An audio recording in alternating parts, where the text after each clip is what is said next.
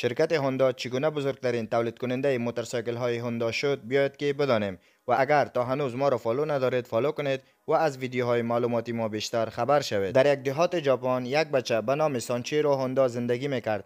پدرش هم آهنگر بود و همیشه مصروف چکشکاری بود. پدرش بچه خود هم چکشکاری کرد و گفت تو باید انجینیر ماشین شوی و او هم بعد از مدتی بزرگترین انجینیر شهر خودشان شد و در این شهر یکی از نمایندگی های شرکت تویوتا هم بود. یک روز کمپانی تویوتا از این جوان خواست ساختن 1000 پیستون رینگز های ماشین یا موتور را کرد و به مقدار 5000 پول وقتش را داد و با آن پول این جوانی که هوشیار بود یک گاراژ موتور ساخت که روز به روز در حال ترقی بود. ولی بدبختانه در ژاپن جنگ جهانی شروع شد و گاراژ این جوان به خرابه تبدیل شد و باز هم این جوان که این گاراژ خود را به شرکت تویوتا به قیمت 20000 فروخت. بعد از جنگ جهانی این آدم دید که مردم با بایسیکل راه دور رفته نمی توانند، از همین خاطر به نام خود شرکت هوندا را اختراع کرد و در بایسیکل ها این ماشین ها را نصب کرد و به فروش رساند و این کارشان خوب رونق گرفت و بیشترین موتورسیکل ها را ساختند و چند سال نگذشته بود که شرکت هوندا بیشترین اختراع کننده موتورسیکل های جهان شد.